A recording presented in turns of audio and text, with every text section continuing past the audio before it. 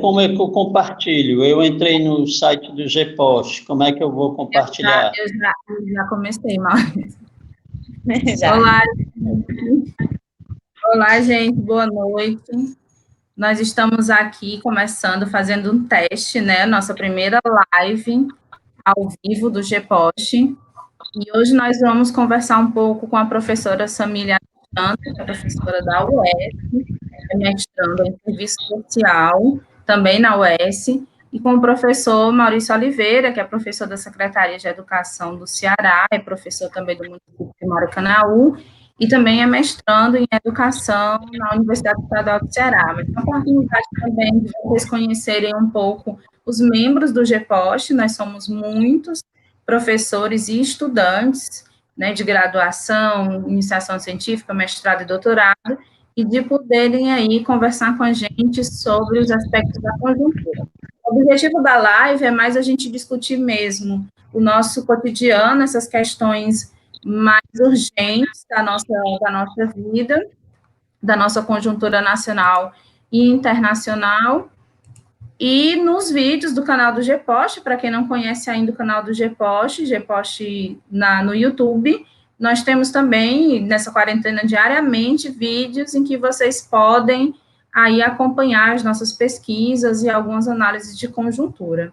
Eu vou começar aqui apresentando, então, o professor Maurício, pedindo aí, vai ter 10 minutos para fazer uma breve apresentação, não só dele, mas da leitura, da análise que ele está fazendo do cotidiano, e depois a gente vai conhecer aqui a professora Samília, né? E vocês podem também deixar comentários aqui no Facebook, que aí a gente vai respondendo à medida que eles forem aparecendo aqui. Sejam todos muito bem-vindos ao GPost. Eu espero que a gente tenha um momento de compartilhamento bem produtivo.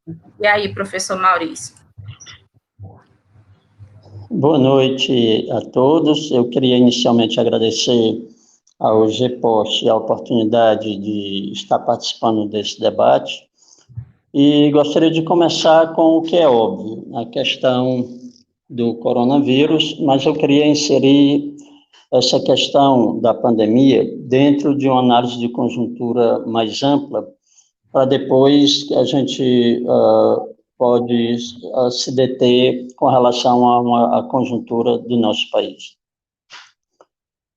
O capitalismo selvagem que temos hoje e que tem acentuado o nível de agressividade contra a natureza, principalmente neste século, tem promovido a destruição paulatina dos mecanismos de existência da vida em nosso planeta. E isso tem empurrado a humanidade a fronteiras antes inexploradas e que, obviamente, tem as suas consequências imediatas para a nossa civilização.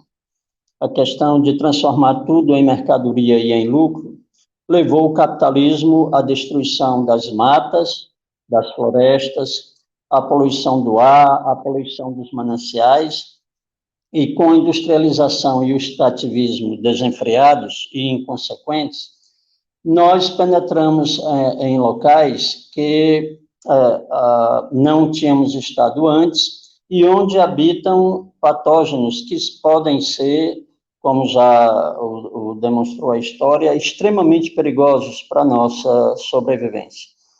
O coronavírus é produto dessa invasão e de outro aspecto, que é uma consequência natural desse tipo de atividade predatória do sistema capitalista. Populações que são condenadas nas regiões mais distantes dos centros urbanos à fome em função da perda de suas terras, ou pela expropriação direta, ou pelos mecanismos de pauperização que levam essa população a ter que vender sua terra e tentar sobreviver de outra forma, a começarem também a mudar o seu hábito alimentar. E nessa mudança, essa população começa a caçar e a comer animais que não faziam parte desse seu hábito alimentar, e animais em cujos organismos estão patógenos, como eu falei, extremamente ameaçadores para a nossa existência, e isso tem gerado, como nós vimos recentemente, problemas sérios de pandemias. Nós tivemos o ebola, nós tivemos a gripe aviária, a gripe suína, e temos agora, mais ameaçadoramente, o coronavírus. E se nós não detivermos esse avanço contínuo do capitalismo nas fronteiras de sobrevivência da própria natureza, nós estaremos nos autocondenando a uma morte que vai ocorrer, seja de 10 em 10 anos, como tem projetado os cientistas e os ambientalistas, seja em prazos mais curtos, mas nós teremos pandemias seguidas. Por conta desse fato, nós estamos atraindo para nós, para o nosso convívio, esses elementos da natureza que são extremamente agressivos e podem se tornar letais de forma universal para a nossa civilização, e não teremos o que fazer porque talvez algum deles haja de forma massiva antes que consigamos alguma vacina ou algum remédio para detê-los. Esse é o primeiro ponto. Nós precisamos deter o avanço do capitalismo nessas fronteiras de sobrevivência da nossa própria espécie e da vida como um todo em nosso planeta. O vírus se espalhou, criou essa pandemia que está ceifando vidas de forma incontrolável, e em nosso país ele começou a se disseminar, e já contamos com 77 mortes, segundo o que o Ministério da Saúde divulgou hoje, e a curva de crescimento da contaminação em nosso país se acentua. Infelizmente, para nós brasileiros, temos um governo que executa ipsilíteres a cartilha do grande empresariado internacional e nacional, que quer impor a qualquer custo a manutenção do lucro, mesmo que ele traga como consequência imediata a morte de centenas de milhares de trabalhadores que estarão indefesos diante dessa nova ameaça. Não há justificativa nenhuma, do ponto de vista da ciência ou da razão, para que não tenhamos o cuidado necessário que todos os cientistas, todas as pessoas de bom senso já veiculam nas redes sociais, nas televisões do mundo inteiro, mas o nosso presidente protofascista insiste, infelizmente, em querer contradizer essas noções, esses conceitos, essas pesquisas desenvolvidas acerca desse vírus ameaçador, mas não por uma opinião própria. Nós sabemos que é pela pressão que o alto empresariado, os empresários mais ricos, tanto do país quanto do exterior, que atuam aqui dentro, que querem que, obviamente, a lucratividade que eles sempre tiveram se mantenha e seja, quem sabe, ampliada, mesmo que à custa da vida de inocentes trabalhadores. Inicialmente era isso que eu queria abordar sobre a conjuntura. Nós já temos visto a enorme quantidade de vítimas desse vírus na China, na Itália, na Espanha, agora nos Estados Unidos, mas em várias partes do mundo. O vírus não se localiza só nessas nações. E, infelizmente, estamos vendo também o mesmo fenômeno ocorrendo aqui conosco. Então é isso, Maurício, obrigado. Daqui a pouco a gente aprofunda um pouco mais algumas questões que você colocou, para ter mais oportunidade de debater. E aí agora eu vou passar a palavra, então, para a professora Samile, já agradecendo a presença dela aqui no debate. Viu, Samile?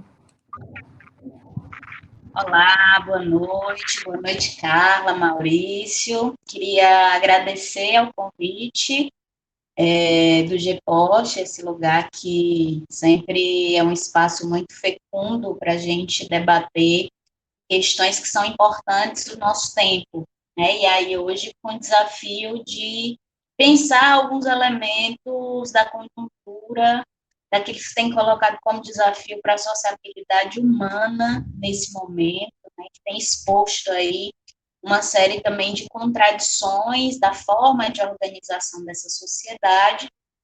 E aí, pegando um pouco o gancho do que o Maurício vinha falando, eu acho que a gente não pode fazer nenhuma análise sobre esse cenário de pandemia que a gente está vivendo, sem, obviamente, relacioná-lo com uma crise capitalista que já vinha em curso, né?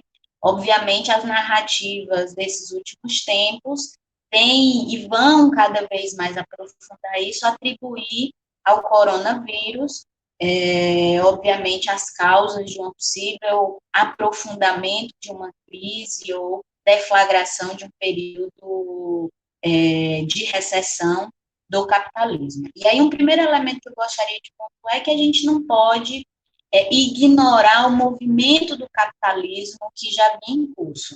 Tenho total concordância com o Maurício quando ele traz esses elementos do ponto de vista da nossa relação com a natureza, da nossa relação, inclusive de subsunção do atendimento das nossas necessidades humanas aos interesses de acumulação capitalista, né? E aí, obviamente, tudo isso se desenrola com muito mais força num cenário como esse de pandemia, né, e fica muito mais evidente. Mas eu queria apontar aqui alguns elementos também do ponto de vista estrutural do capitalismo, e que vão delinear, inclusive, como é que as nações estão se movimentando diante dessa pandemia, né? Que é a própria... após 2008, sobretudo a crise de 2008, a gente tem um aprofundamento de algumas contradições capitalistas, sobretudo a partir da sua esfera financeira, e isso vem se afunilando nos últimos 12 anos, né? Nós temos aí um processo de reordenamento geográfico, político, principalmente das grandes nações, né, do capitalismo central, e uma grande disputa aí entre a hegemonia, a possível hegemonia norte-americana e outras potências que retomam aí a disputa por essa hegemonia capitalista, sobretudo a China e a Rússia, né? E aí, essa crise que se desenrola de 2008 para cá, e a própria intensificação do neoliberalismo a partir desse momento, a retomada de disputa de alguns espaços territoriais, o avanço do capitalismo central sobre as economias periféricas, e aí que isso traz de novas conotações, tendo como uma das questões, e na verdade, um dos instrumentos, os próprios golpes de Estado sobre essas nações, as intervenções, inclusive do ponto de vista e para melhor extrair mais valia e explorar os recursos naturais, né? Então, uma série de reformas que esses países vêm vivendo. Mas uma coisa eu gostaria de apontar também, que é como o neoliberalismo vem se organizando desse tempo para cá, né? Intensificando o seu processo de intervenção, no sentido de desregulamentar a proteção social da classe trabalhadora, é um elemento que eu gostaria de pontuar, privatizar os serviços públicos, as estatais, mercantilizar as políticas públicas. E aí a gente está diante do momento em que todas essas contradições, obviamente, muito mais exacerbadas. Então, você tem também um aumento, né? Já vinha tendo um aumento das tensões políticas, sociais, porque, obviamente, se acirram as contradições entre as classes sociais fundamentais, o surgimento de governos de extrema-direita, o avanço do conservadorismo, tendências autoritárias, fascistas, como a gente também já tem visto, mas gostaria de pontuar que como o coronavírus evidencia isso e coloca isso na ordem do dia com uma conotação muito mais perversa, obviamente. E aí eu acho que o primeiro elemento aqui é expor os limites do neoliberalismo e da política neoliberal. Então, a gente vê grandes países que, por exemplo, haviam privatizado já boa parte das suas empresas, havia privatizado sistemas de saúde, tendo uma série de dificuldades de lidar com uma pandemia como essa que nós estamos vivendo, né? Então, nós estamos enxergando o movimento de algumas dessas nações, né, de tentar controlar essa pandemia a partir de uma intervenção. Isso, para mim, demonstra muito claramente os limites, o estrangulamento do neoliberalismo, né? Então, você tem, a partir desse processo, uma queda do ponto de vista da produção e da circulação de mercadorias, obviamente. Há uma questão geopolítica também, porque todos os países, pela relação econômica que tem com a China, por exemplo, acabam sofrendo essas incisões também. E você tem um cenário aqui de necessidade de isolamento social, comprovado mundialmente pelos organismos internacionais de saúde, pelos cientistas, contraposto apenas pela idiotização que é a presidência da República desse país, mas a necessidade de isolamento no mundo inteiro. Isso, sem as políticas sociais adequadas, vai gerar uma diminuição discrepante, avassaladora na renda da classe trabalhadora. E aí, aqui eu queria fazer um adendo. Esse momento de pandemia, obviamente, atinge o conjunto da população como um todo, mas ele tem repercussões muito mais severas sobre a população mais pobre, sobre a população em situação de rua, por exemplo, sobre a população da periferia, que não tem acesso a condições de higiene, de saneamento básico, de proteção, de isolamento, porque na grande maioria das vezes são essas pessoas que estão ou na informalidade ou nos empregos extremamente precarizados, cenário que se desenrola por uma política neoliberal e forma de intervenção. Então, todas essas questões de saúde pública vão incidir muito mais severamente sobre essas populações. Num país desigual como o nosso, e aí foi uma reflexão que eu venho fazendo desde que isso despontou no mundo. As desigualdades sociais, que são estruturais nos países, elas também tendem a delinear os rumos dessa pandemia. O que tem nos favorecido, e é inegável, e eu gostaria de ressaltar aqui a importância de um sistema único de saúde, né? Mas não vamos desconsiderar que a estrutura desigual desse país, a negação de direito histórica desse país, colocará, e tem colocado aí, milhares de vidas expostas a tudo isso. E um outro elemento é o caráter genocida do governo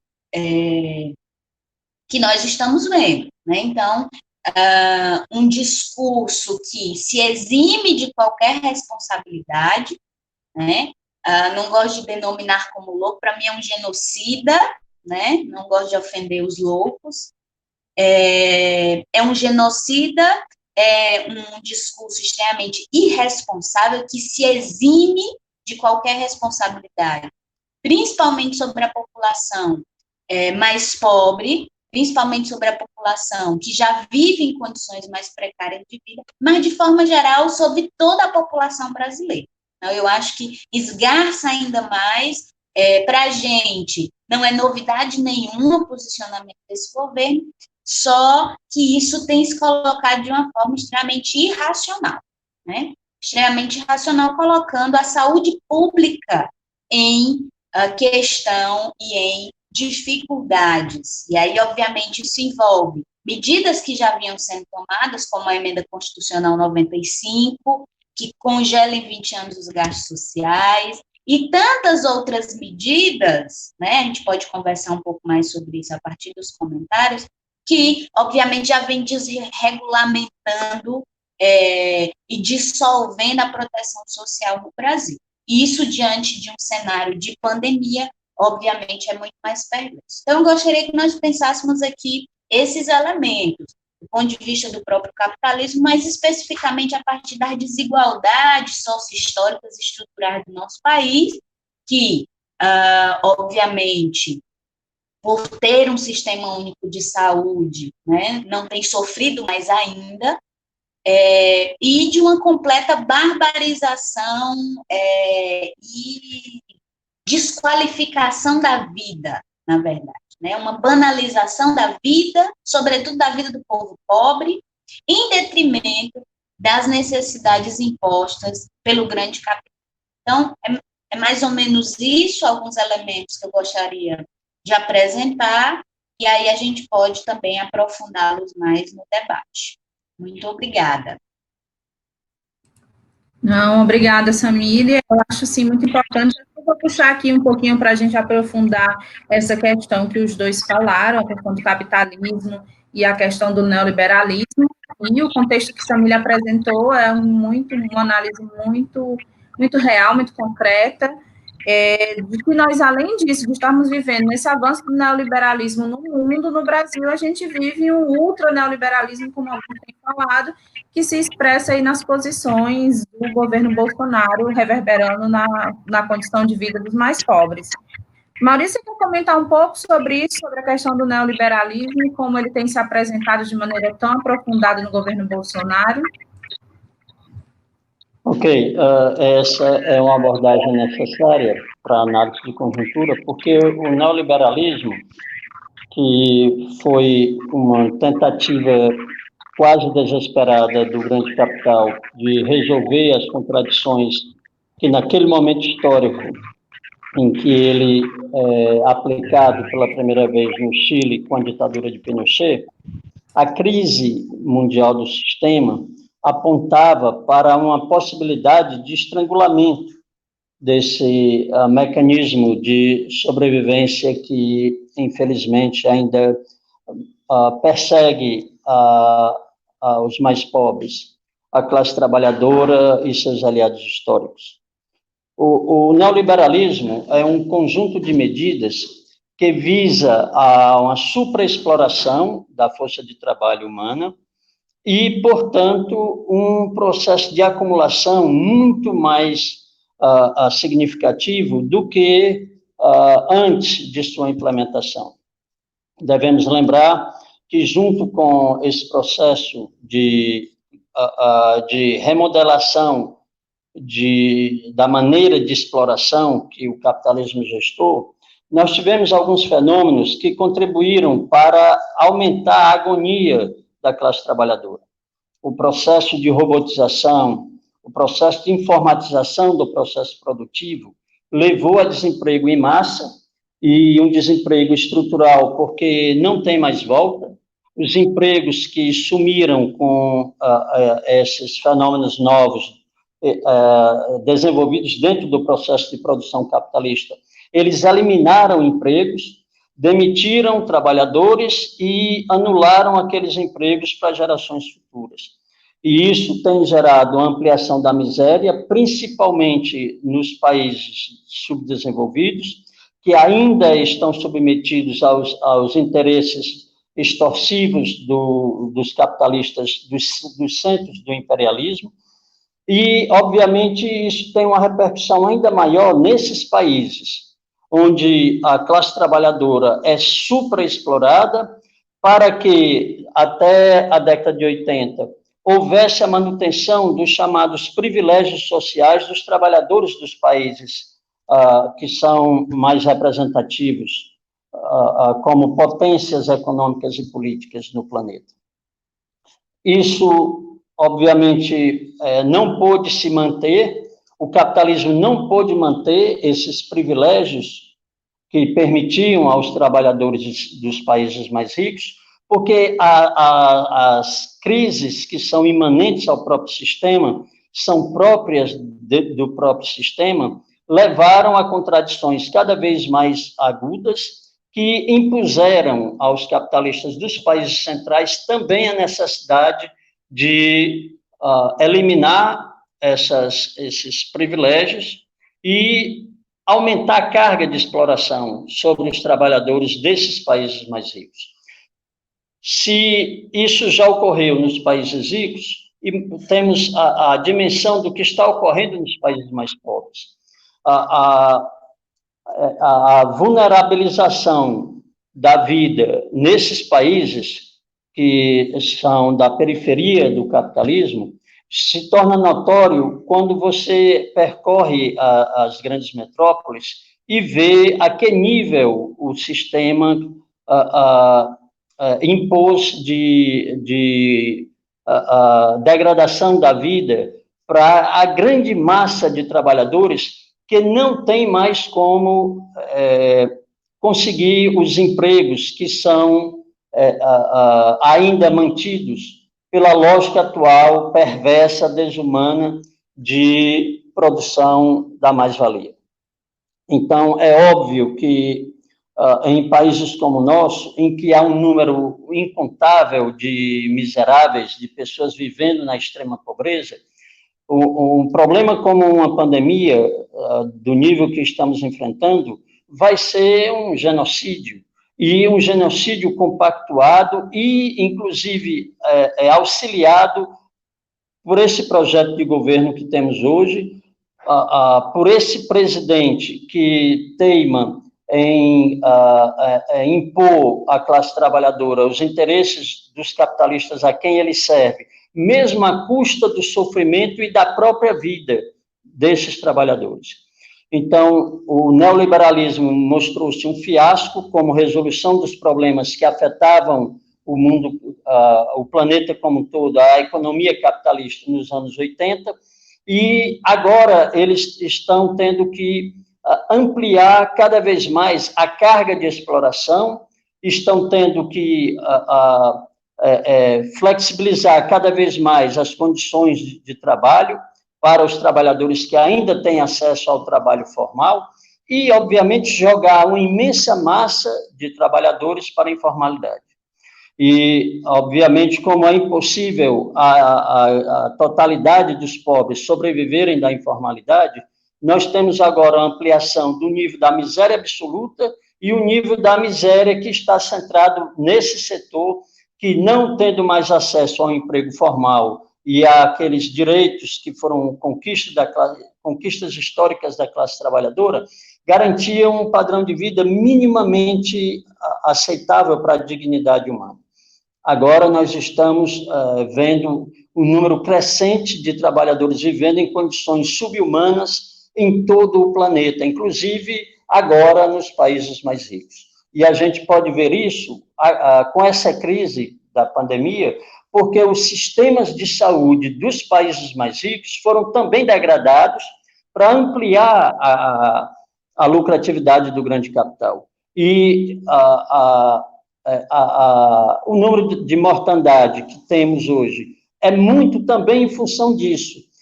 Não se estava preparado para uma crise sanitária como essa, e agora ela revela o quão cruel tem sido essa política de devastação econômica, ética, cultural, humana, na sua extensão, do capitalismo sobre os mais pobres. É isso. Isso.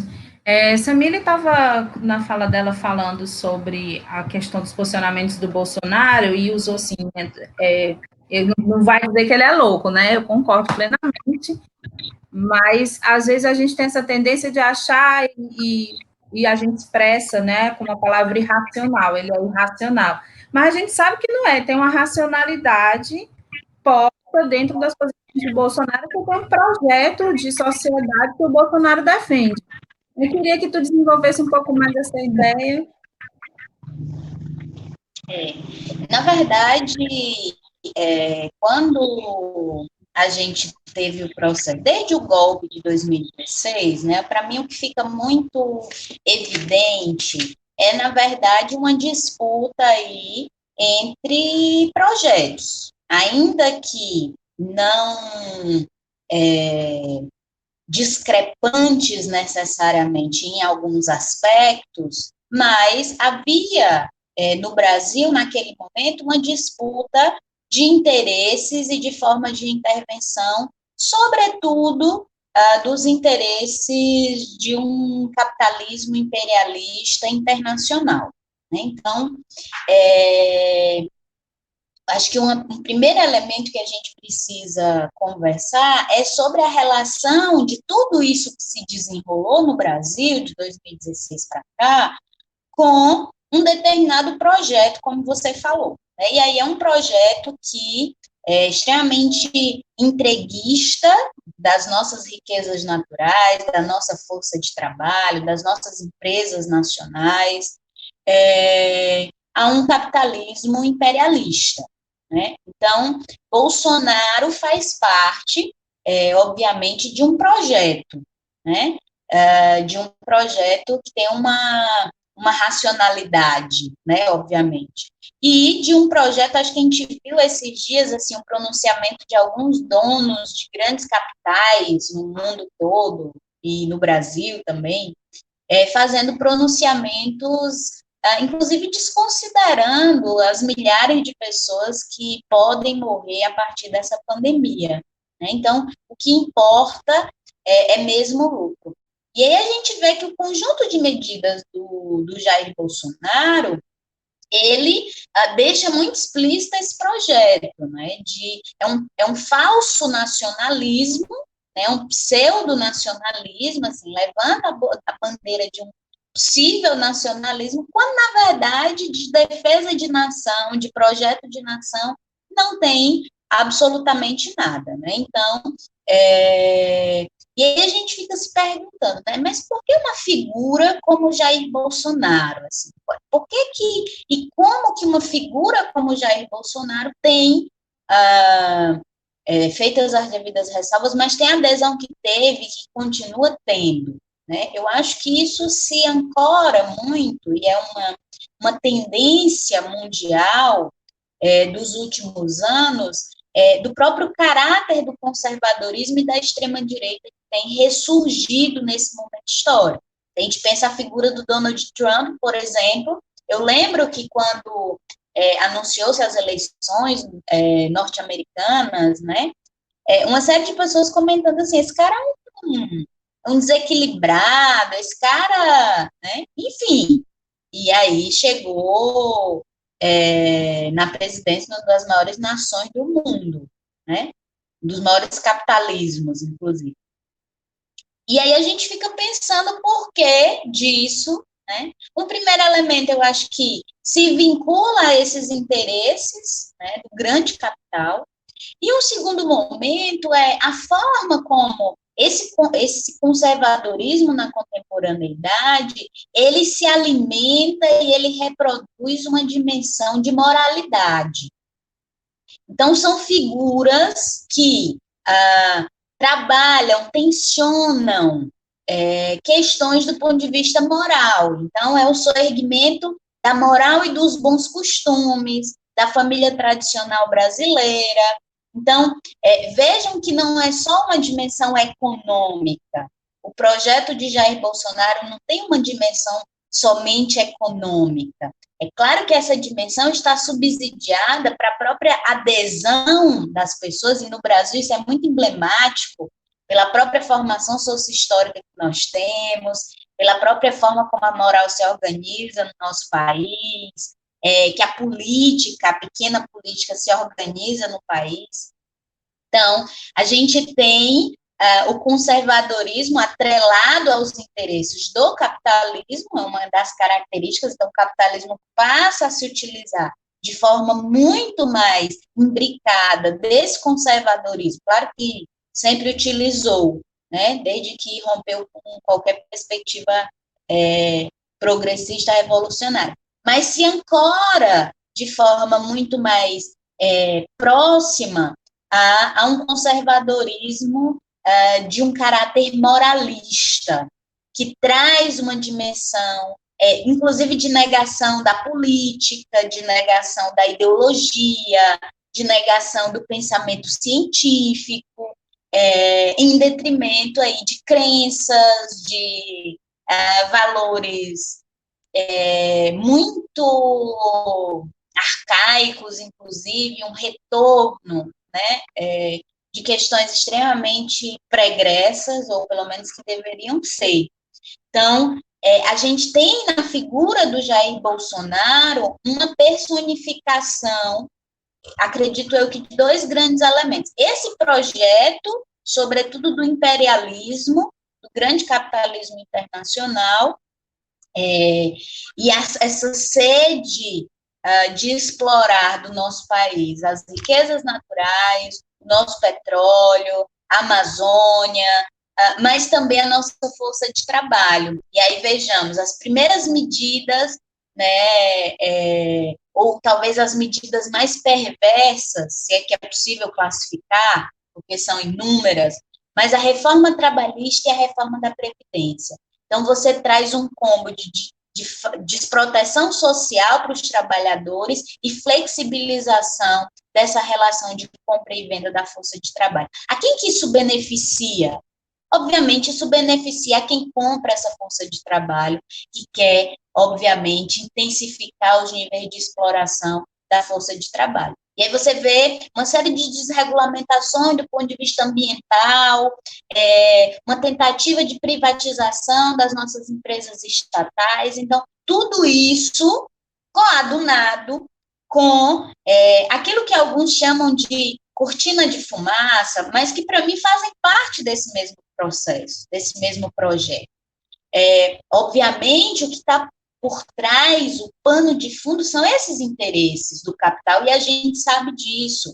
Entretanto, todas essas medidas que a gente chamou, né, ou alguns chamaram de cortina de fumaça, elas explicitam também, claro que elas têm uma intencionalidade, claro que elas geram, do ponto de vista social, né, uma série de discussões e questões, enfim. Mas, para mim, elas também apontam um projeto, porque, veja, se você tem a Damares dizendo que menino veste azul e menina veste rosa, você está dizendo que o problema do abuso e exploração sexual de crianças e adolescentes precisa ser resolvido a partir da abstinência sexual, você tem uma direção. Que direção é essa? Que nós tivemos zerados o orçamento para o enfrentamento à violência contra a mulher nesse país. Então, não é só uma retórica, é uma retórica que acompanha um conjunto de medidas que mostra que, por exemplo, esse país vai continuar aprofundando a violência contra a população LGBT, o extermínio da população jovem negra desse país, o extermínio das pessoas em situação de rua, né? Então, eu acredito que esses dois elementos deixam muito claro, muito evidentes que projeto é esse, né? Que é um projeto que se utiliza de intervenções econômicas, do ponto de vista da proteção social, mas também do ponto de vista moral, do convencimento, o crescimento das igrejas neopentecostais nas últimas décadas apontam também para esse crescimento do conservadorismo e como ele se atrela também ao capitalismo. Ok, eu vou colocar aqui uma pergunta, pedir para o Maurício comentar essa pergunta aqui. Gente, a pergunta está marcada como se fosse do GEPOST, mas ela é do professor Frederico Costa, que ele não conseguiu alterar o perfil. Aí eu lhe pergunto o seguinte: quais seriam as medidas urgentes a serem tomadas para salvarmos vidas? Maurício. Bom, a primeira delas já está sendo adotada, mesmo contra a orientação do mandatário-mor da nação, que segue à risca o que impõe a ele aqueles a quem ele serve, os grandes capitalistas nacionais e internacionais. Precisamos, primeiro, mantermos-nos em casa, em quarentena. Segundo, exigir do governo que pague os salários dos trabalhadores para que eles fiquem em casa e não exponham a si mesmo e a sua família indo trabalhar. Terceiro, é necessário que pensemos seriamente na possibilidade histórica de reconquistarmos aquilo que nos foi tirado. Essa reforma trabalhista precisa ser eliminada, assim como a reforma previdenciária, porque são mecanismos de escravização da classe trabalhadora, de neo-escravização dos trabalhadores de nosso país. Isso vai garantir a condição mínima de sobrevivência com salários que sejam dignos, que garantam, de fato, uma sobrevivência digna dos trabalhadores, e aí essa é outra luta histórica que temos que conquistar. Durante séculos, a classe trabalhadora foi exposta a condições de brutalização, e esse é o momento do resgate humano, social, político e econômico de nós, trabalhadores. Temos que exigir o salário que o DIEESE propõe como salário que assegura a condição mínima de dignidade humana em nosso país. A luta hoje, de imediato, é contra o vírus, mas nós temos um outro inimigo tão feroz quanto este, que é o sistema capitalista predatório que nos impõe os capitalistas que hoje fazem parte da plutocracia mundial. Então, para salvarmos a vida e mantermos a condição de dignidade humana de nós trabalhadores, é preciso barrarmos o neoliberalismo, é preciso barrarmos as reformas que foram propostas e estão se implementando, e é preciso garantir que agora os ricos sejam expropriados, os ricos paguem para que os trabalhadores fiquem em casa e mantenham a si mesmo e a sua família vivos. Então, taxar hoje os ricos para criar um fundo para ser aplicado tanto para se comprar medicamentos e materiais de assistência médica para os doentes e para se pagar aos trabalhadores o salário que eles devem ter, que eles deveriam ter para ficar em casa se resguardando e resguardando a sua família. Samir, você quer complementar alguma coisa sobre as medidas? Não, eu me sinto muito contemplada com a fala do Maurício, e aí da gente entender também a necessidade de ampliação das nossas políticas públicas, de necessidade de fortalecimento do SUS, né? Eu vi muitas pessoas postando, né, sobre os profissionais da saúde, e aí a gente precisa lembrar que muitos desses profissionais, em alguns estados, inclusive, estão trabalhando sem nenhuma condição de proteção. São profissionais que, em sua grande maioria, estão numa condição de instabilidade, e aí a gente vê a necessidade da estabilidade para os trabalhadores e trabalhadoras, também das políticas públicas desse país, né? E um outro elemento que eu acho que, porque essa questão do isolamento social, acho que mexeu muito, obviamente, com a rotina, quem pode estar fazendo isso, né, na rotina, nas reflexões, né, de como a nossa vida tem se organizado em torno das necessidades do capitalismo. Então, a nossa dinâmica de vida, de trabalho, de sociabilidade também se organiza e a gente, em alguma medida, naturaliza esse processo, né? A questão do tempo é extremamente sucumbida, né, apropriada por esse capitalismo. Tanto que a gente não sabe, muitas vezes, como lidar com ele, ou são encontradas inúmeras formas de potencializar o trabalho nesse momento. Então, o trabalho alienado como uma dimensão central nessa sociabilidade que nos retira de outras dimensões da vida humana, né? Que nos afasta, na verdade, não nos retira, mas nos afasta. E aí eu espero que esse momento seja importante também para o conjunto de trabalhadores e trabalhadoras, no sentido de alterar os nossos níveis de consciência sobre como essa sociabilidade é perversa, sobre como ela está incidindo em todos os níveis da nossa vida, e muitas vezes de uma forma, e muito, na grande maioria das vezes, de uma forma que a gente não percebe, não compreende, né? Então, eu espero que esse momento também seja atravessado e nos dê, em alguma medida, inclusive para encabeçar esse conjunto de questões que o Maurício aponta, que eu acho que são extremamente necessárias, né, de recompor direitos sociais, de avançar na compreensão e no acesso, principalmente num país como o nosso, que historicamente o direito é colocado como privilégio, o direito é extremamente fragmentado, atravessado por dimensões de autoritarismo, de servidão, numa perspectiva de servidão. Os trabalhadores brasileiros são acostumados a trabalhar numa dinâmica de servidão com seus patrões, né? Então, eu espero que isso também altere, em alguma medida, o nosso nível de consciência. A Cidinha está dizendo aqui que é preciso também investimento em ciência e tecnologia, né? Vocês até fizeram rapidinho um comentário sobre isso. Vou ler aqui uns comentários. A Andréia diz excelente contribuição.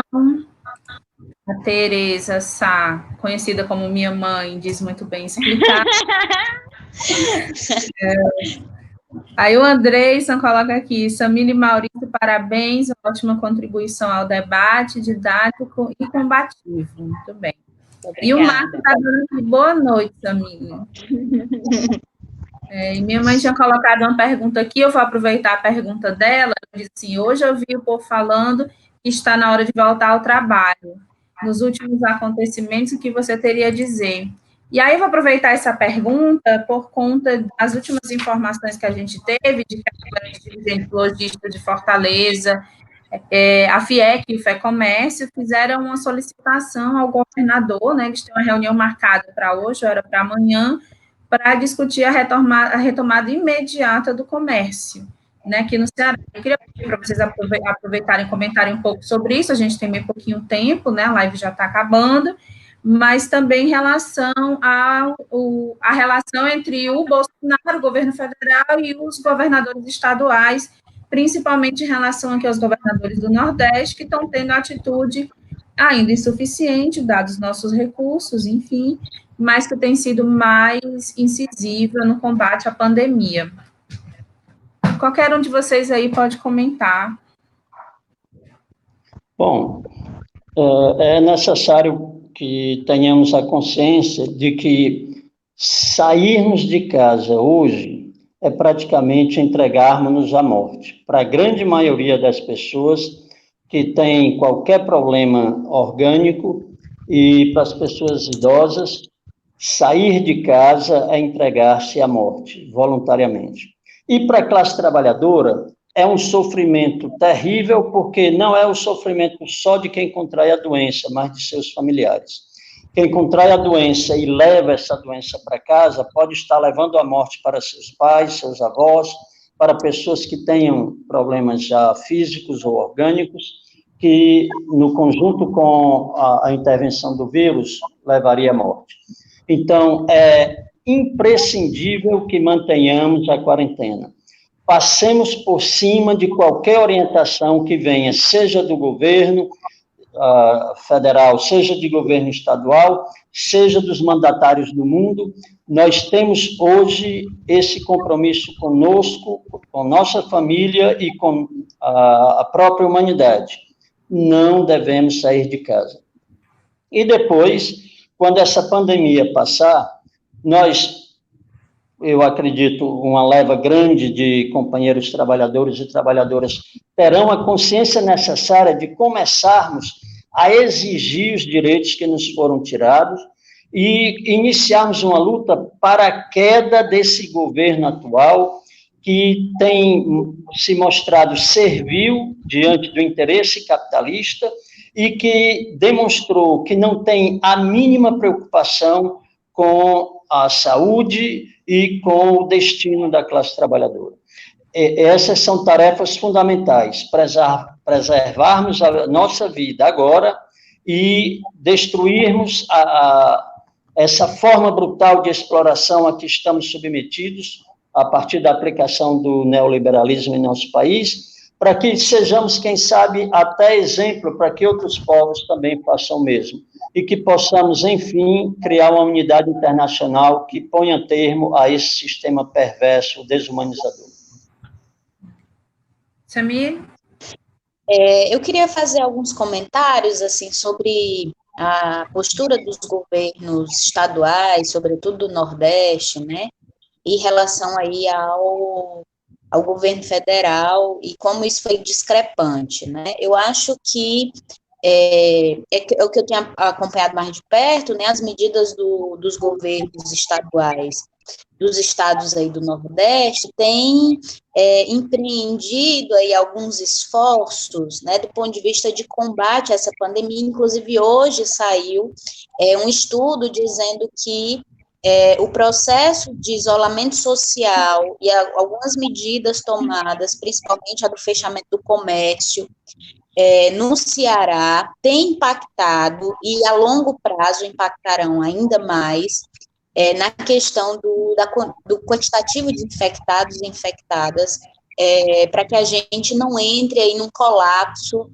do nosso sistema público de saúde. Como você disse, Carla, são medidas ainda insuficientes, e aí aqui eu reafirmo, sobretudo para as pessoas em situação de rua, para as pessoas que moram nas comunidades mais periféricas, e ainda tem sido insuficiente para os autônomos, os pequenos comércios, as pessoas que estão em extrema pobreza.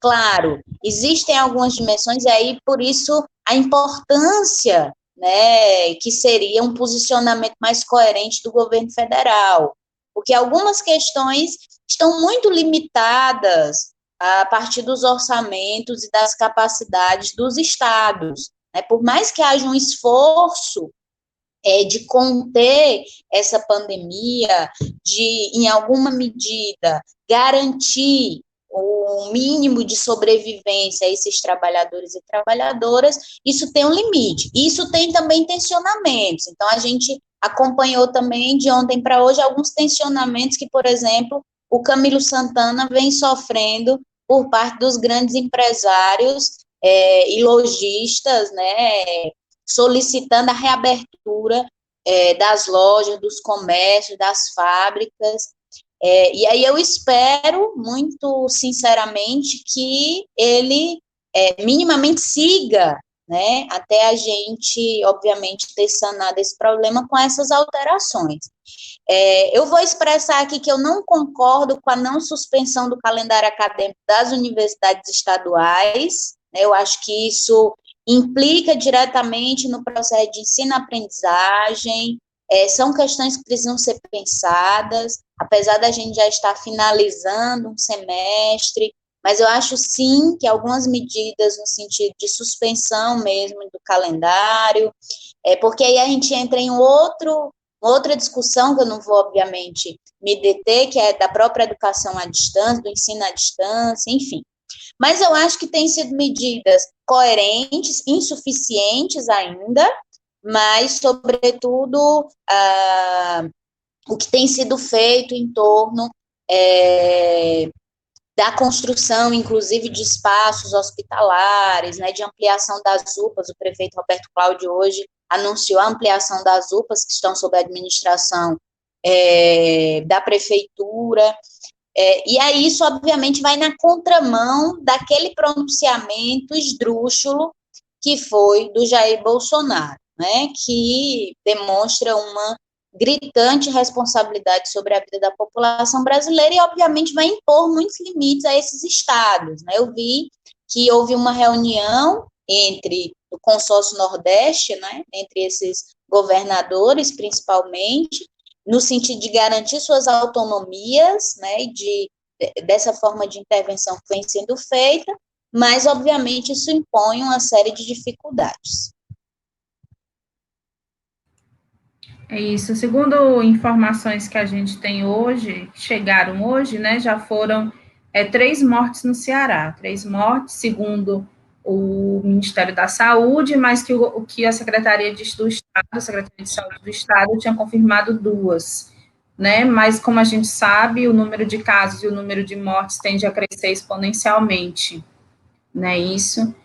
Maurício, eu vou então abrir para você já fazer seus últimos comentários, agradecer sua presença, chegando aqui quase a 1 hora já de live, e daí alguns minutinhos. Bom, então, eu gostaria de agradecer novamente ao GEPOST, saudar a minha adorável companheira Samile, pela exposição fantástica que fez, e agradecer aos ouvintes, aos telespectadores que estão nos assistindo, e que certamente irão transmitir a outros a existência desse programa e os que virão, né, as outras edições do programa que virão. Eu gostaria de dizer que nós tínhamos muito a debater sobre a própria conjuntura, inclusive os mecanismos possíveis de contenção do neoliberalismo em nosso país, que táticas deveríamos usar como trabalhadores para conseguirmos impor os nossos interesses históricos diante dos interesses capitalistas que foram impostos agressivamente sobre nós aqui. E deveríamos falar, obviamente, em outras oportunidades ainda sobre esse problema do coronavírus, esse problema da destruição consciente, programada do sistema de saúde em função da ampliação do capital estatal para os capitalistas, para a aplicação dos capitalistas, tanto na Bolsa quanto no processo produtivo, e que mecanismos seriam possíveis, dentro da luta política dos explorados, para que a gente impeça que isso continue e que a gente tenha uma melhoria progressiva das condições de vida para nós, trabalhadores, aqui em nosso país. Samir? Também. Eu queria agradecer, foi um prazer partilhar desse momento aqui com 2 pessoas queridíssimas, que é o Maurício e a Carla, né? A gente partilha de outros espaços também, mas às vezes o cotidiano nem deixa que a gente se veja muito, né? Agradecer ao GEPOST, não só por esse espaço, mas por ter e estar sempre comprometido aí com discussões que são importantes para a classe trabalhadora, principalmente. É importante a gente ter veículos de comunicação que transmitam os interesses e as necessidades da classe trabalhadora, e aí vem um esforço de muitas pessoas, né, um esforço do professor Fred, da Carla e de tantas outras pessoas que compõem esse grupo. Queria dizer também que desejar saúde para todos nós, todas nós, que a gente consiga enfrentar esse momento com serenidade e com coragem também, porque vai exigir, assim como o capitalismo tem exigido, da nossa saúde mental, e eu espero que a gente atravesse isso com muita coragem. Obrigada, então, pessoal. Dizer assim para os ouvintes, primeiro agradecer a presença de vocês, é a nossa primeira live, a Samile e o Maurício estão quase aqui como cobaias, né? Mas a gente vai tentar fazer no mínimo uma live por semana, com temas diversos, mediadores diversos, e vai ser também aí a oportunidade para vocês conhecerem todo mundo do GEPOST que aparecer por aqui. A gente tenta dar conta, então, desses temas aí que você falou, que não dá para a gente debater tudo em uma hora, mas eu acho que a gente consegue fazer mais debates aprofundados nas próximas. O meu gato, ele está querendo ser famoso, né? É isso, então, gente. Boa noite, até a próxima. Boa noite.